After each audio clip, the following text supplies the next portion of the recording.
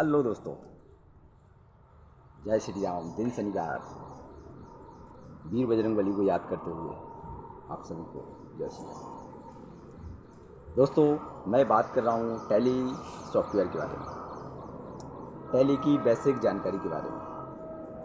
मैंने पिछली वीडियो में बता दिया है कि टैली सॉफ्टवेयर किन किन व्यापारियों के लिए ज़रूरी है, किन किन इंडस्ट्रियों में ज़रूरी है, और हमारे दोस्त यार और आपके दोस्त यार यदि बेरोज़गार हैं तो वो इस फील्ड में आ सकते हैं। थोड़ा सा मेहनत करके किसी भी इंस्टीट्यूट में जाके टैली के बारे में नॉलेज लेकर और थोड़ी मतलब टैली की बेसिक जानकारी लेकर और यथावत किसी भी शॉप या किसी चार्टर्ड अकाउंटेंट या किसी एडवोकेट के पास आकर नौकरी कर सकते हैं। छोटा मोटा पैकेज तो मिलेगा ही, जिससे कि उसका डेली रूटीन का खर्चा चल सके। उसके बाद उसको जैसा जैसा अच्छा नॉलेज होता रहेगा उसका पेमेंट ग्रो करता रहेगा। यदि वहाँ पर पेमेंट नहीं बढ़ रहा है तो वो किसी दूसरी कंपनी के पास, किसी दूसरी इंडस्ट्री में, है ना, चेंज कर सकता है। वहाँ पर उसका पेमेंट ग्रो करता रहेगा। चलिए दोस्तों, अब मैं बात करूँगा टैली की बेसिक जानकारी। दोस्तों, टैली मैं ऐसे तो नहीं बता पाऊँगा क्योंकि हम मोस्टली स्क्रीन पर दिखाते हैं तो बेस्ट समझ में आता है ना। तो टैली की बेसिक जानकारी यही है कि हम टैली पे फाइनेंशियल का डाटा मेंशन कर सकते हैं, मेंटेन कर सकते हैं, फिटिंग कर सकते हैं, है ना। और जो भी व्यापारी है, जिस फील्ड का वर्क है, उस फील्ड का हम मंथ वाइज काम करते हैं, डे बाय डे करते हैं, मंथ वाइज काम करते हैं और फाइनेंशियल पे जाके उसका ऑडिट हो जाता है, जिससे हमारे व्यापारी को यथावत सारी जानकारी प्राप्त हो जाती है कि मुझे लॉस हो रहा है या प्रॉफिट हो रहा है, मुझे कितना लॉस हुआ है, कितना प्रॉफिट हुआ, मेरी पार्टियों को कितना कितना पैसा मुझे देना है और मेरी पार्टियों से कितना कितना पैसा मुझे लेना है। ये सारे डाउट व्यापारी के सॉल्व हो जाते हैं और चार्टर्ड अकाउंटेंट उस पर उस व्यापारी की हेल्प करता है और उसको बैलेंस शीट लास्ट में जाकर बना के देता है। यदि वो बैलेंस शीट के एलिजिबल है तो, ऑडिट के लिए एलिजिबल है तो, नहीं तो उसका डाटा, यदि वो बोल रहा है कि सर मेरा डाटा मुझे आप रिकॉर्ड कीजिए और मुझे उससे जानकारी होती रहेगी, ऐसे में मैं डाटा को रिकॉर्ड नहीं कर पा रहा हूँ, या कोई मेरा अकाउंटेंट मुझे दे दीजिए जो मेरे डाटा को रिकॉर्ड कर सके, जिससे मैं पार्टियों से लेना देना ठीक से कर पाऊँ, है ना, किसी प्रकार की मुझे परेशानी ना हो। चलिए दोस्तों, एक यदि बेसिक जानकारी है एक अकाउंटेंट को तो वो कैसे किसी भी शॉप पे अपना मतलब काम कर सकता है। दोस्तों, एक होता है सेल। सेल वो होता है जिसे हम, दुकान हो, इंडस्ट्री हो, मार्केट हो, यदि दुकान से कोई भी व्यक्ति सामान ले जाता है तो वो हमारी सेल कहलाती है। यदि मैं हूँ तो मेरी एक शॉप है और मेरी शॉप में दिन भर में जो भी सामान बिका, वो मेरी सेल कहलाएगी। परचेज दोस्तों, मैं जो स्टॉक भर के लाऊंगा, जो मैं स्टॉक खरीदूंगा, जो मेरी दुकान में भरूंगा, वो मेरी परचेज कहलाएगी। तो सेल और परचेज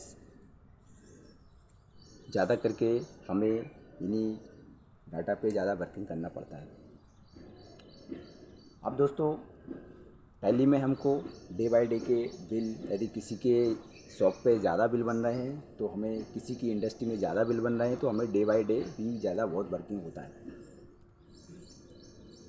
इसके बाद में बैंक स्टेटमेंट, उस व्यापारी का जो भी अकाउंट है उसमें जो लेना देना व्यापार से रिलेटेड हो रहा है, ना कि किसी और का, ना कि कोई अदर मनी नहीं। ओनली व्यापारी का जो मतलब पैसा आ रहा है, जा रहा है, ओनली व्यापारी का, व्यापार से रिलेटेड समझ रहे हैं ना। मैंने यदि कोई सामान बेचा है तो उस सामान के बदले व्यक्ति ने मुझे जो पैसा दिया है वो ओनली उसी चीज़ का होना चाहिए, जो चीज़ उसने ली है। ना कि किसी अदर अमाउंट। नहीं, अदर अमाउंट आपका है तो आप कैश लीजिए या किसी अदर अकाउंट पे लीजिए, क्योंकि हमें उसको दर्शाना भी है कि ये पैसा हमारा किस चीज़ का है। यदि ज़्यादा पैसा हमारे अकाउंट में आता है, इनकम टैक्स उस पर ऑब्जेक्शन करता है, आप उसका सवाल जवाब नहीं दे पाएंगे। मोस्टली केस में यही होता है। तो मेरा फ्रेशर अकाउंटेंट इन बातों को याद रखेंगे ज़रूर। और इसके बाद में दोस्तों बैंक स्टेटमेंट की मैं बात कर रहा था। यदि हम बैंक स्टेटमेंट भी डे बाय डे, मंथली यदि टैली में फिटिंग करते हैं, उसका मतलब फिटिंग करते हैं, तो पार्टी का लेजर मेंटेन होता है। मैं जिस भी पार्टी से माल परचेज़ कर रहा हूँ, मैं जिस भी पार्टी को माल बेच रहा हूँ, और मेरी बैंक भी पर डे चढ़ रही है, टैली में फिटिंग हो रही है, तो उससे क्या है, हमारे डाउट क्लियर होते रहते हैं, क्योंकि हमारा लेजर मेंटेन होता रहता है। और हमारा यदि लेजर मेंटेन होता रहेगा तो हमें ज़्यादा परेशानी नहीं होगी फाइनेंशियल पे जाके, लास्ट में जाके, क्योंकि हमारी सारी समस्याएं सॉल्व यही होती जा रही हैं। ये पैसा इसका है, ये पैसा इसका है, ये पैसा इसका है, हाँ ये पैसा इसने दिया है, हाँ ये पैसा इसने दिया है, हाँ ये पैसा मैंने उसको दिया है, हाँ ये पैसा मैंने उसको दिया है। और बैंक स्टेटमेंट भी नरेशन में जो व्यक्ति का, जो या पार्टी का नाम आता है, हम उसके हिसाब से, डेट के हिसाब से चढ़ाते हैं। अब दोस्तों बैंक स्टेटमेंट में कुछ मेरी कुछ इम्पोर्टेंट बातें हैं। फ्रेशर अकाउंटेंट यदि सुन रहा हो, समझ रहा हो, तो उसको शायद समझ में नहीं आएंगी, लेकिन फिर भी मैं समझाता हूँ। दोस्तों, मैंने जो पेमेंट किया है वो मेरी पेमेंट मानी जाएगी। मैंने जो पेमेंट किया है, मैंने जैसे माल ख़रीदा है किसी पार्टी से और मैंने उसको पेमेंट किया है, तो वो मेरी पेमेंट मानी जाएगी। मेरे पास यदि पेमेंट आया है तो वो मेरा रिसीव माना जाएगा, वो मेरा रिसीव माना जाएगा। यदि माल के बदले माल लिया है उसने मेरे से, कस्टमर मेरे से सामान ले गया है और वो मुझे पेमेंट कर रहा है, तो मेरा रिसीव माना जाएगा और उसका पेमेंट माना जाएगा। वो पेमेंट कर रहा है और मेरे पास रिसीव आ रहा है।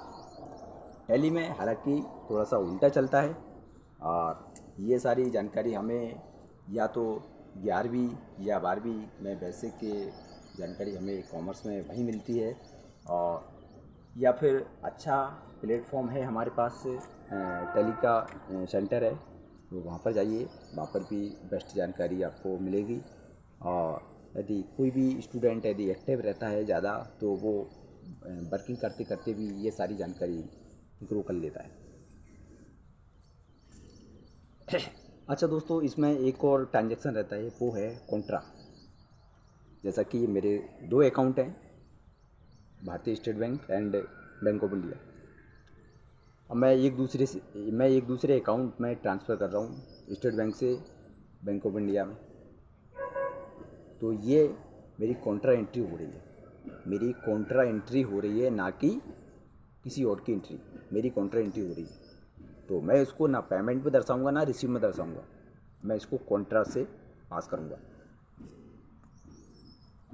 ताकि मेरा उस अकाउंट का लेजर भी मेंटेन हो जाए और इस अकाउंट का लेजर भी मेंटेन हो जाए और मेरे डाउट क्लियर हो जाए।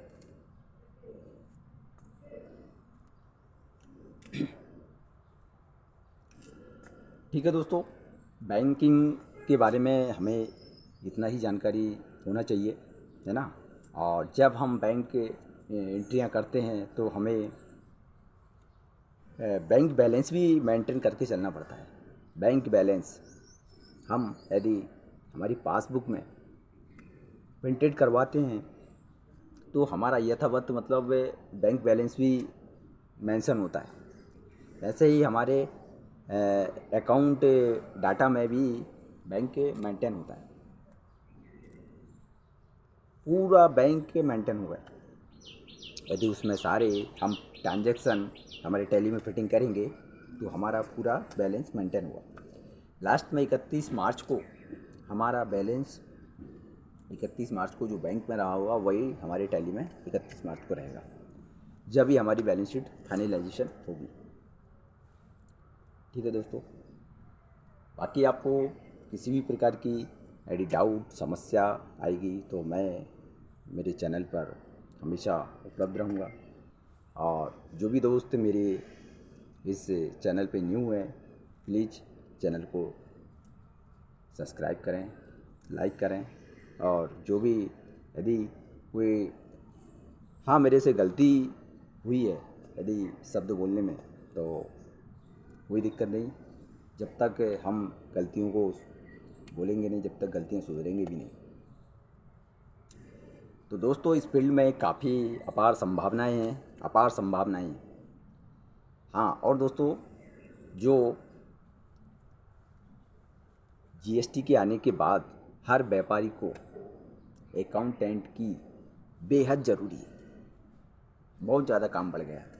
हालांकि मोस्टली काम चार्टर्ड अकाउंटेंट को या एडवोकेट को दे देते हैं व्यापारी लोग, लेकिन फिर भी वो अपना डाटा मेंटेन करने के लिए एक अकाउंटेंट को रखता ही रखता है। जी हाँ दोस्तों, तो आप थोड़ा सा अपने नॉलेज को ग्रो करें और इस फील्ड में उतरें।